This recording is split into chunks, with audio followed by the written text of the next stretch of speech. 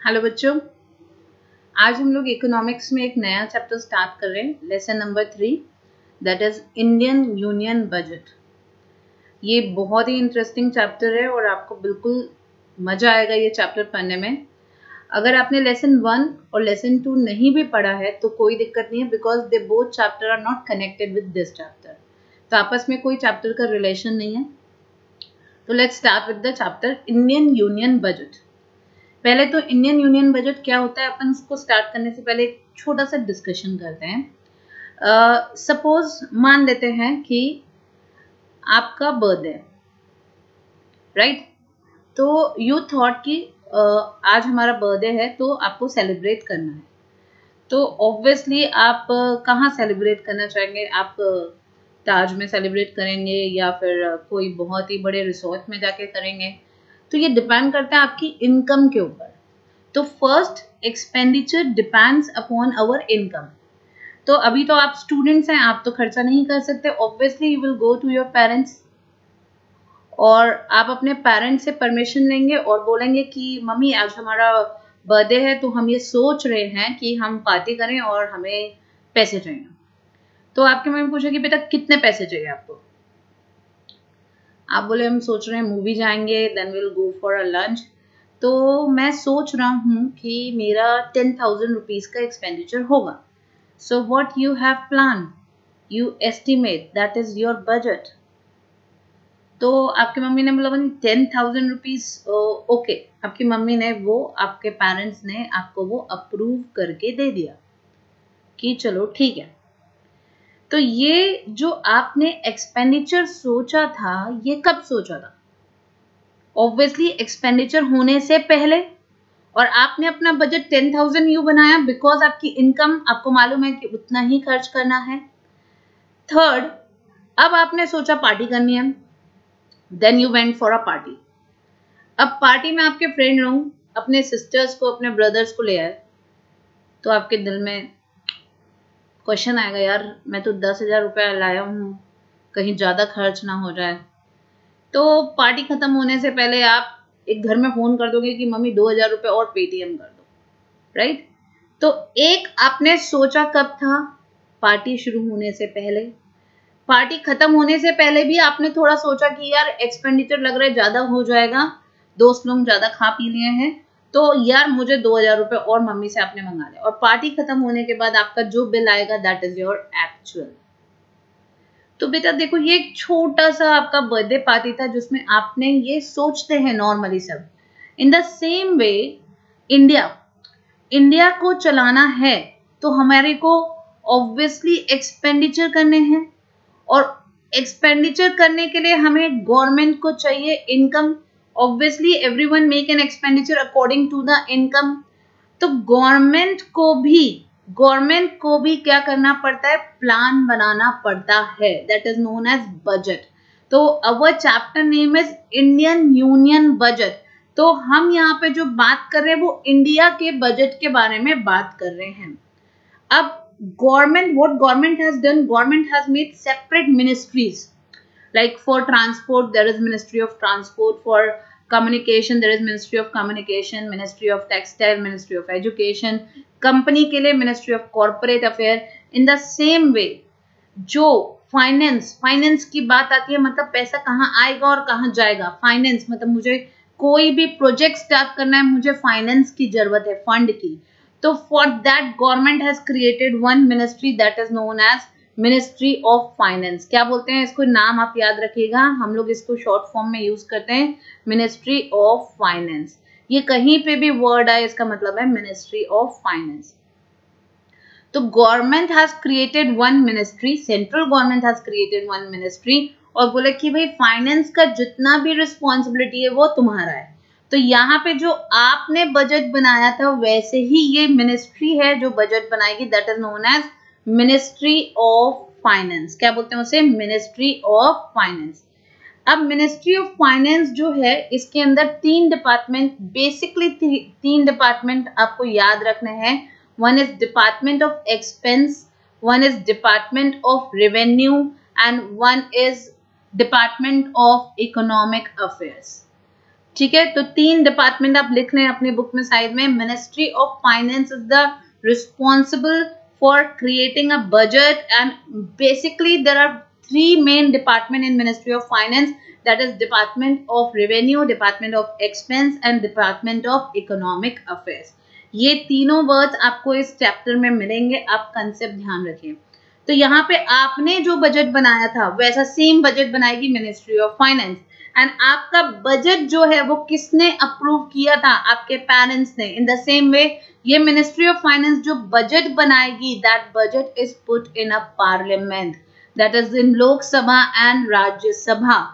तो ये लोकसभा और राज्यसभा में पुट करते हैं और फिर इसे जब प्रेसिडेंट अप्रूव कर देता है then it become a act, that is known as finance act, right. तो जब भी आपने बजट बनाया, इसी तरह कौन बजट बनाएगा हमें लर्न करना है साथ में. बजट कौन बनाएगा? Ministry of finance. और वो कहाँ पुटअप करेंगे? पार्लियामेंट में पुटअप करेंगे. अब यहाँ पे मैंने आपको 3 चीजें समझाई थी, वो ही मैं इस बजट से कोरिलेट करने वाली हूँ. मैंने आपको बोला कि आपको बजट बनाना है, तो you made a budget before your party.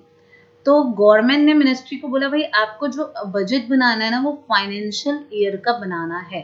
तो पहला ऑब्जेक्टिव आपको ये भी याद रखना है कि बजट कौन से ईयर का बनता है, कैलेंडर ईयर का कि फाइनेंशियल ईयर का. तो हमें याद रखना है बजट जो बनता है वो फाइनेंशियल ईयर का बनता है, that start from April to March.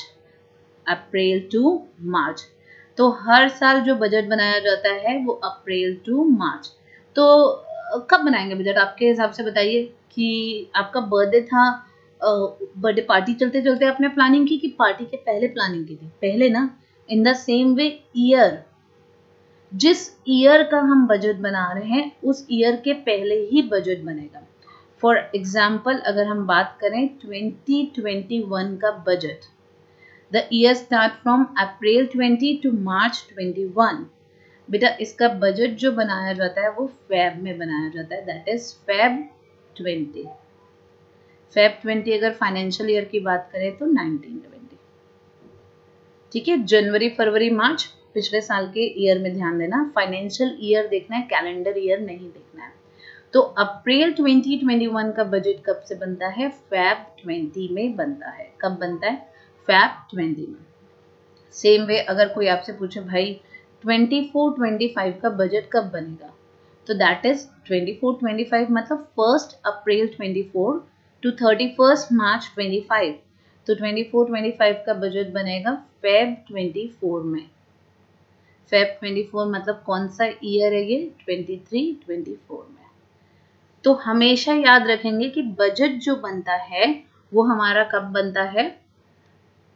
Feb में बनाया जाता है. अगेन ऑब्जेक्टिव क्वेश्चन ध्यान रखेंगे. पहला बजट कौन से ईयर का बनता है? That is for calendar year की फाइनेंशियल ईयर. तो answer is financial year. Financial year मतलब 1 April to 31 March.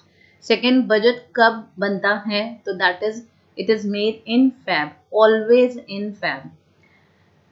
For example एक एग्जाम्पल और करते हैं. 21-22 का बजट कब बनेगा बताओ?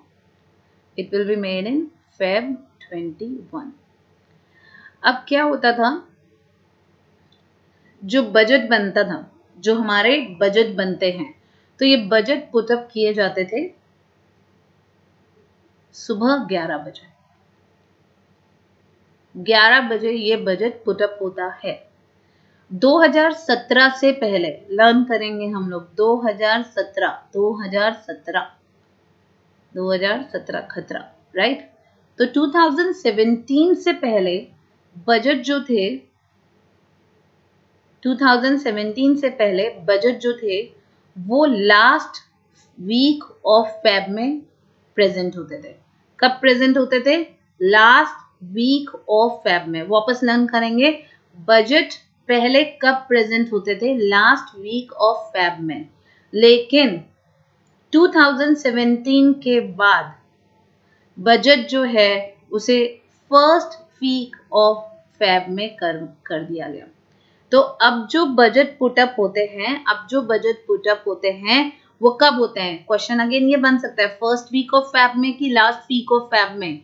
तो it is presented in first week of Feb, not in last week of Feb. 2017 से इसे चेंज कर दिया गया है। पहले फर्स्ट वीक में जाता था, पहले लास्ट वीक में जाता था, अब फर्स्ट वीक ऑफ फेब में बजट प्रेजेंट किया जाता है। कौन प्रेजेंट करता है? मिनिस्ट्री ऑफ फाइनेंस का हेड। मिनिस्ट्री ऑफ फाइनेंस का हेड को क्या बोलते हैं हम? Finance minister. क्या बोलते हैं हम? Finance minister, right. बजट कहाँ प्रेजेंट होता है? पार्लियामेंट में प्रेजेंट होता है, लोकसभा और राज्यसभा दोनों में। अप्रूव होने के बाद वो एक्ट बन जाता है, that is known as finance act.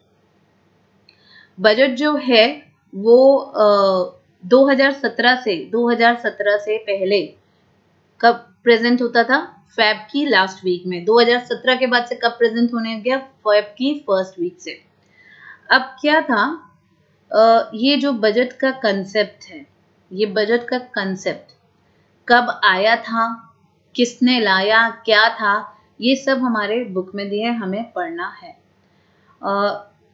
मैं आपको बता देती हूँ कि 1955 तक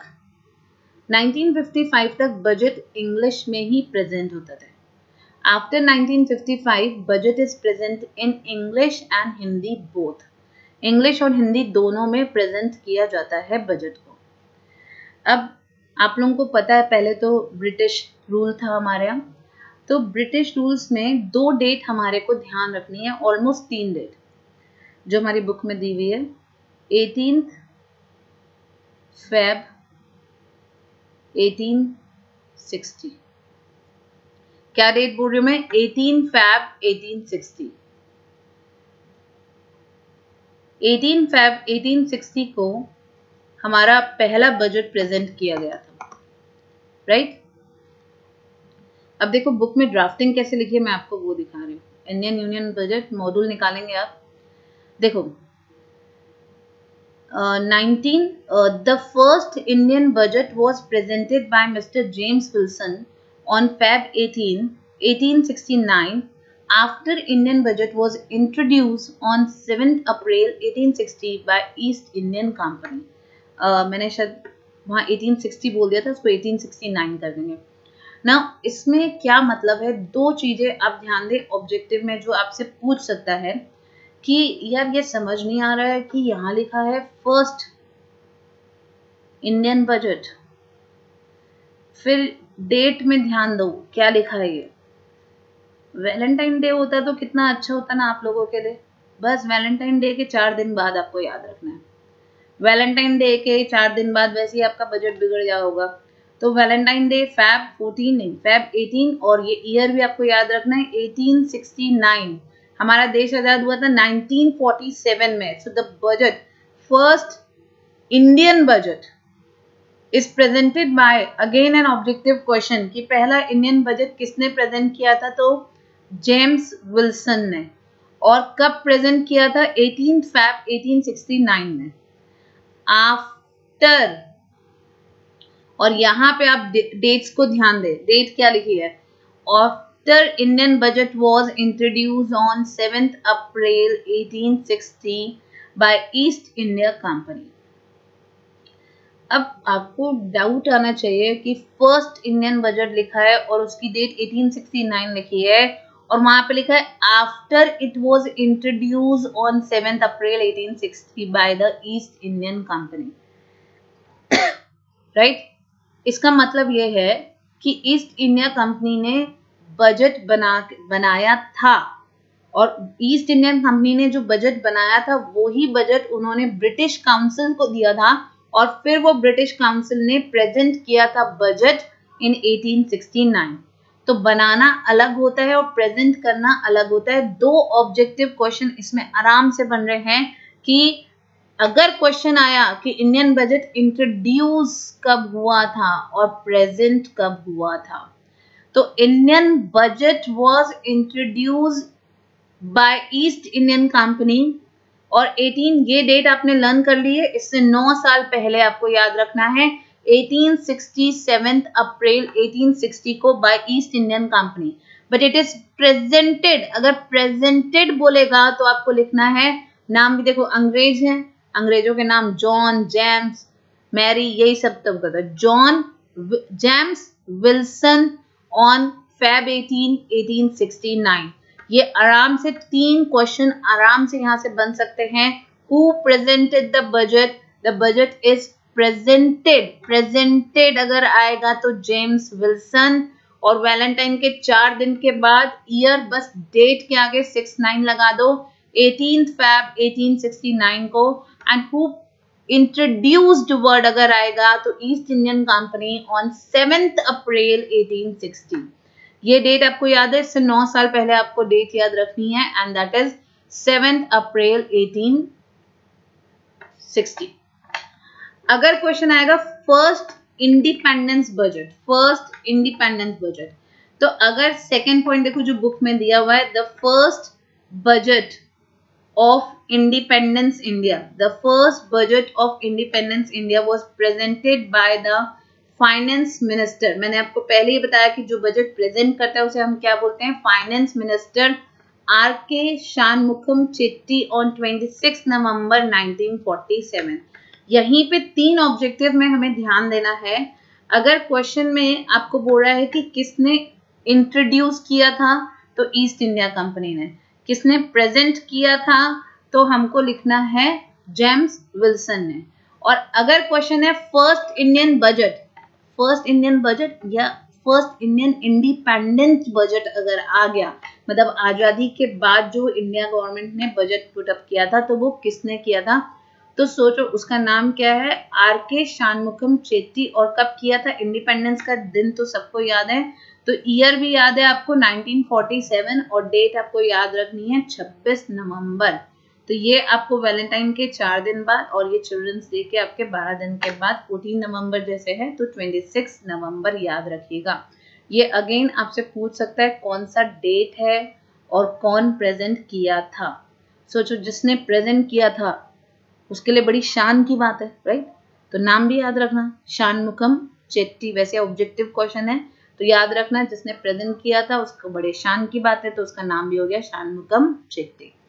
अब जो मैंने आपको बताया था कि 1955 तक बजट जो है वो सिर्फ इंग्लिश में प्रेजेंट किए जाते थे। 1955 तक budget was only printed in English language, लेकिन 1955-56 से budget is printed in both Hindi and English language.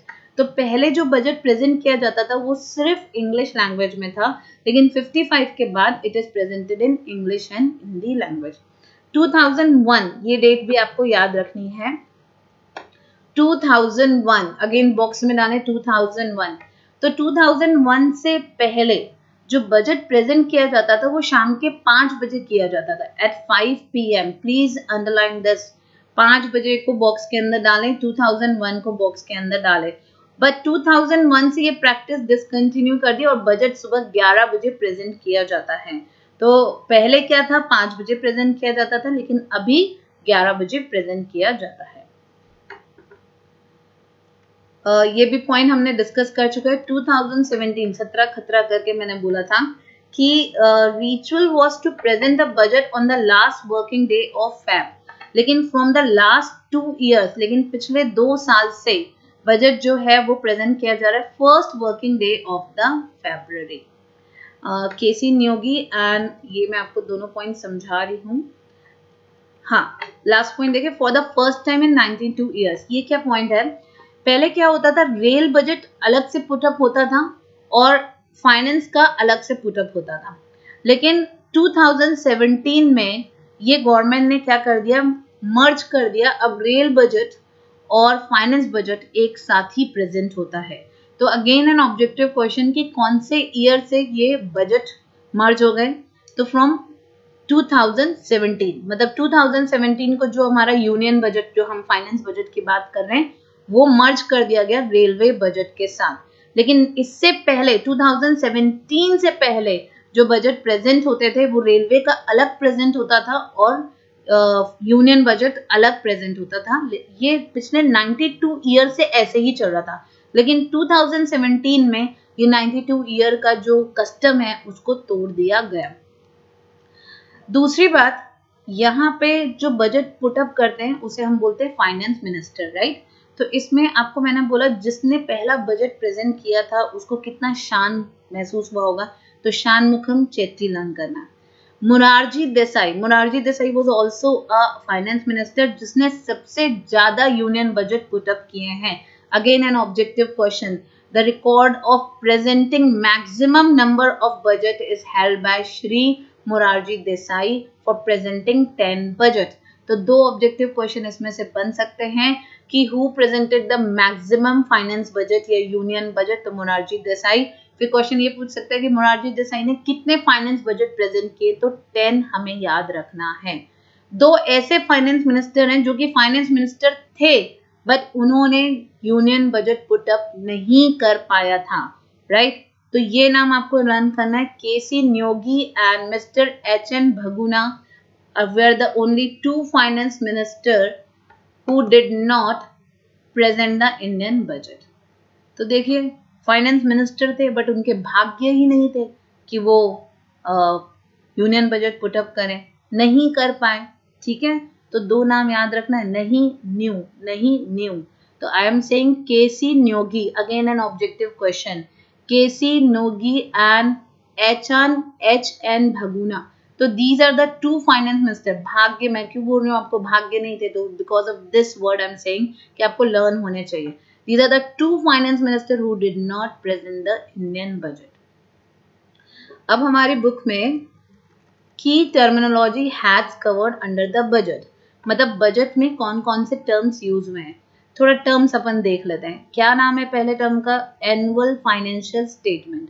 अच्छा क्या नाम है वापस लर्न करेंगे. Annual financial statement. दूसरा नाम पढ़ते हैं कंसोलिडेटेड फंड. ओके. तीसरा नाम है डिमांड फॉर ग्रांट. चौथा नाम है एप्रोप्रिएशन ऑफ बिल. पांचवा नाम है फाइनेंस बिल. सिक्स्थ नेम है कंटिजेंसी फंड.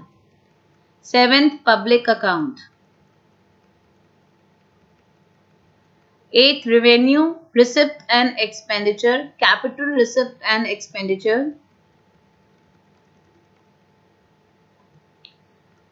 And ये हमारा नेक्स्ट पार्ट आ जाता है प्रिपेयरिंग अ बजट. ठीक है.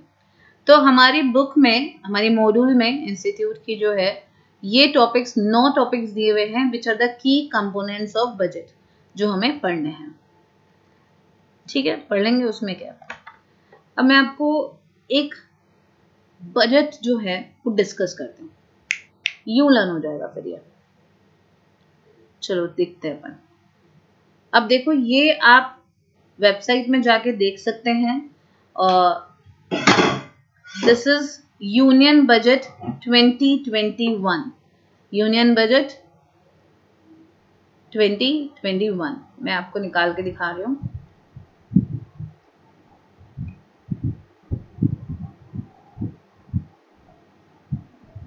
Second.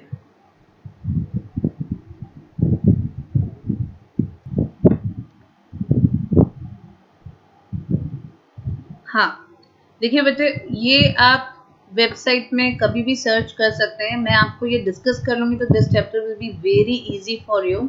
See this is a union budget. Union budget जो है आप देख रहे होंगे यहाँ पे एक महिला की पिक्चर आ रही है. ये कोई नहीं हमारे फाइनेंस मिनिस्टर है निर्मला सीतारमण. राइट. तो who present the budget. Finance minister. आप भी एक दिन बन जाए फाइनेंस मिनिस्टर और बजट पेश करें. राइट. तो ये जो फाइनेंस मिनिस्टर है ये कहाँ के हैं. Ministry of finance. अब देखिए आप ये बजट की हाईलाइट देखिए जिसमें से कुछ टॉपिक्स हमें पढ़ने हैं. तो मैं आपको बोलूंगी कि ये पूरे पॉइंट्स हम नहीं पढ़ेंगे. जितने हमारी बुक में हम उतने ही पढ़ेंगे. तो इसमें मैं आपको टोटल 6 नाम बोल रही हूँ जो बुक में है वो लर्न करने हैं. तो पहला नाम देखिए अपने को जो लर्न करना है की कंपोनेंट्स इन बजट में. आपने देखिए वो खुल गया पेज. ठीक है.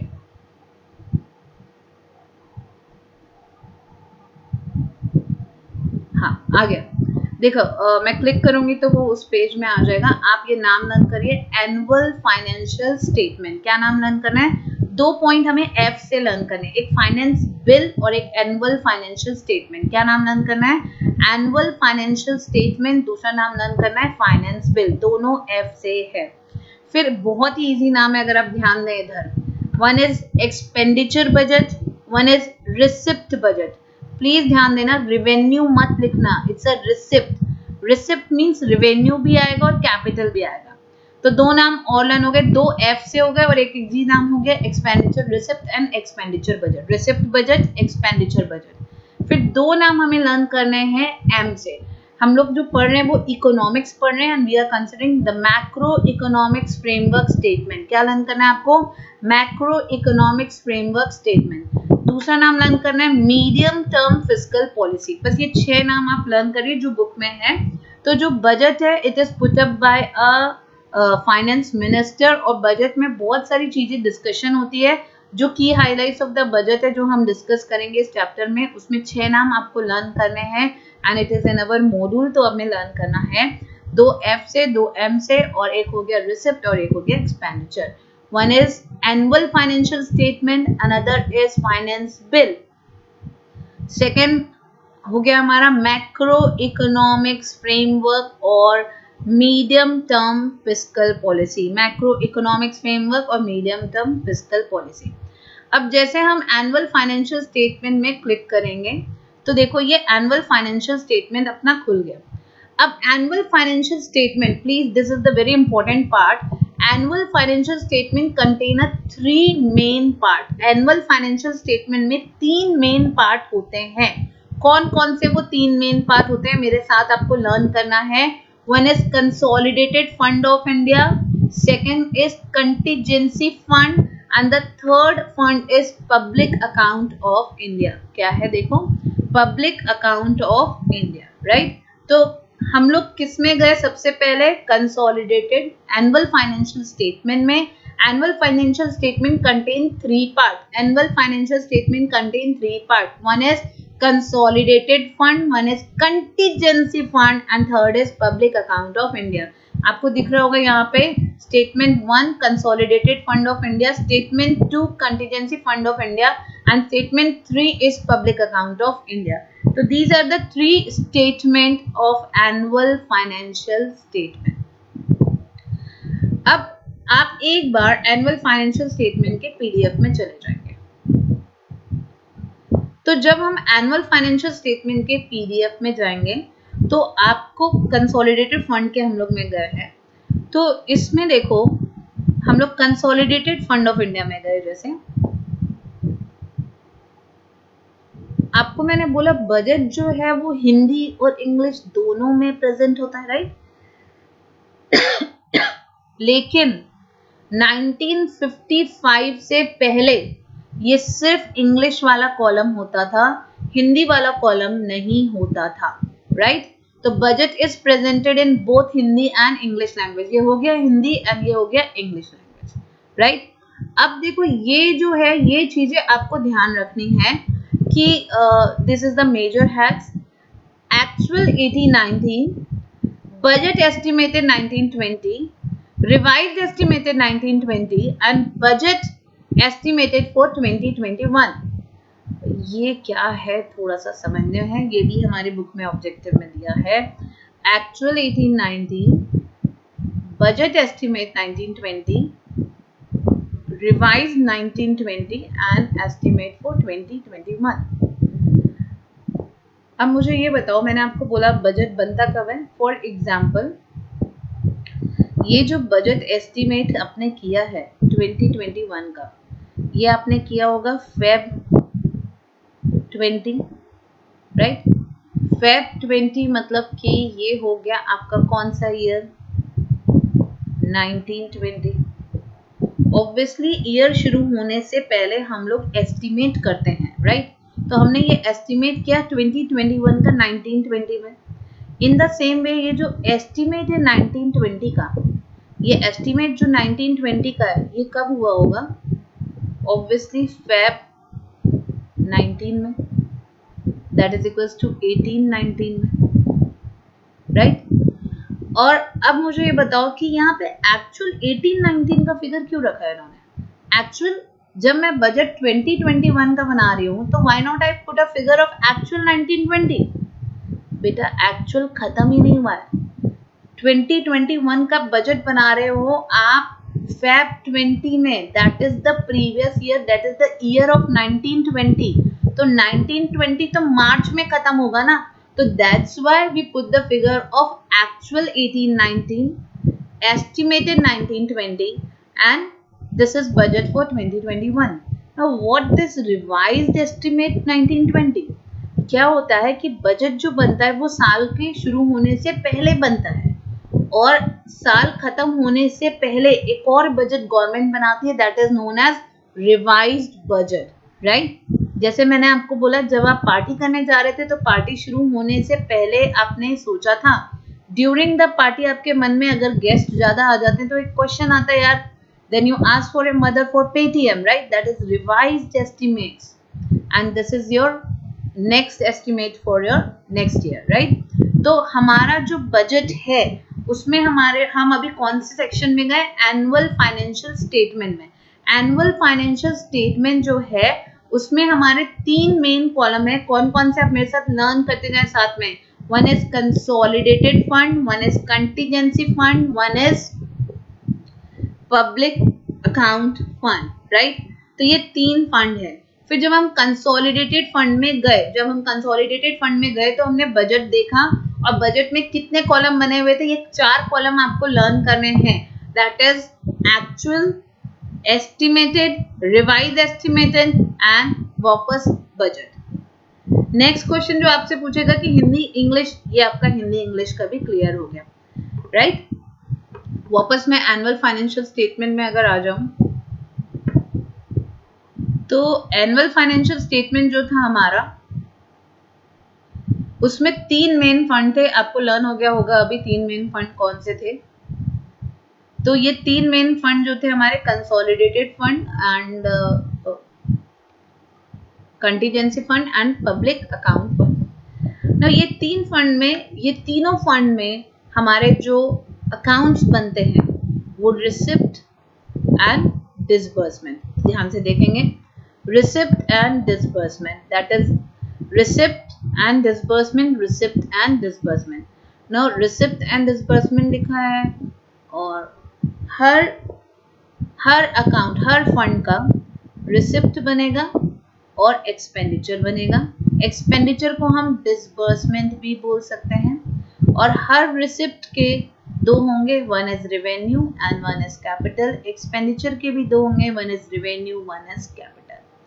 तो हम लोग किस में गए, एनुअल फाइनेंशियल स्टेटमेंट में। एनुअल फाइनेंशियल स्टेटमेंट में 3 मेन हेड कौन से हो गए हमारे, लर्न करते जाएंगे वापस one more time, consolidation fund, contingency fund and public account fund. Her fund में रिसिप्ट एंड एक्सपेंडिचर बनेगा। रिसिप्ट एंड एक्सपेंडिचर को आप रिसिप्ट एंड डिसबर्समेंट में भी बोल सकते हैं and each receipt will be classified into a revenue receipt and capital receipt and revenue expenditure and capital expenditure। देख लो आप, ये consolidated fund is the most important fund of AFS। annual financial statement का सबसे important fund कौन सा है, consolidated fund होता है। तो revenue account, ठीक है, receipt, revenue account, expenditure हो गया, revenue, receipt, revenue, expenditure, revenue, expenditure। The consolidated fund is made into a 2 part, one is receipt and expenditure। Every receipt is having 2, one is revenue receipt, one is capital receipt, and every expenditure is divided into 2 part, one is revenue and one is capital, right। Her fund, each fund, for all 3 fund we have to make a receipt and expenditure, right। तो हमारे को जो important की components learn करने हैं, तो की components में आपको 6 नाम लर्न करने हैं। One is annual financial statement, learn करेंगे मेरे साथ।